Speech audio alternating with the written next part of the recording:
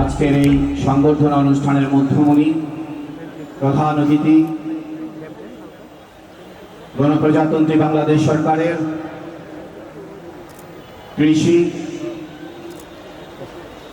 মৎস্য এবং প্রাণী সম্পদ মন্ত্রণালয়ের মাননীয় মন্ত্রী, এই কুমিল্লার মাটি ও মানুষের নেতা, আমাদের সকলের প্রিয় অভিভাবক হাজী আমিনুর রশিদ ইয়াসিন, মঞ্চে উপবিষ্ট অতিথিবৃন্দ, উপস্থিত মেধাবী শিক্ষার্থী ভাই ও বোনেরা, অভিভাবকবৃন্দ, সকলকে কুমিল্লা সিটি কর্পোরেশনের পক্ষ থেকে জানাচ্ছি সংগ্রামী শুভেচ্ছা, অভিনন্দন এবং আমার সালাম গ্রহণ করুন। আসসালামু আলাইকুম ওয়া রাহমাতুল্লাহ। বক্তব্য আমি দীর্ঘক্ষণ রাখবো না, মাগরিবতি সন্নিকটে আমাদের প্রধান অতিথির জন্য আমি আমার সময়টুকু দিয়ে দিচ্ছি।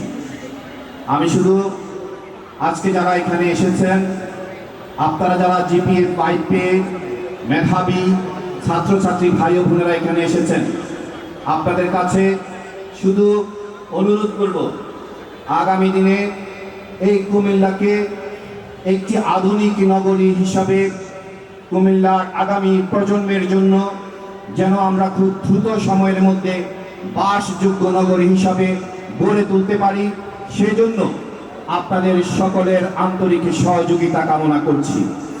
আপনারা আপনাদের স্ব অবস্থান থেকে আগামী একটি আধুনিক কুমিল্লা নগরী গড়ার জন্য আপনারা আন্তরিকভাবে সহযোগিতা করবেন। আর আপনারা জানেন, আমার যে মানবিক সংগঠন বিবেক, সেই বিবেক করোনাকালীন সময়ে আমরা যখন করোনায় পজিটিভ হয়ে যারা ইন্তেকাল করেছেন, ধর্মীয় রীতিনীতি মেনে 476 জনের লাশ এই মানবিক সংগঠন বিবেক দাফন করেছে।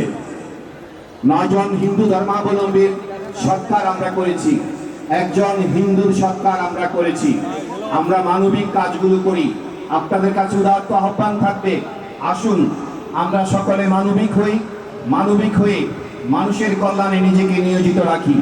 একজন মানবিক মানুষ হিসাবে সমাজে আমরা গ্রহণযোগ্যতা অর্জন করি। সকলকে অনেক অনেক শুভেচ্ছা জানিয়ে এবং অনুরোধ করব, আমার সাথে দুটি স্লোগান ধরবেন আপনারা। আমি বলবো মাদককে, আপনারা বলবেন না। রাজি? মাদককে, মাদককে। আরেকটি স্লোগান, সবার আগে আমি বলবো, আপনারা বলবেন বাংলাদেশ। সবার আগে, সবার আগে। অসংখ্য ধন্যবাদ।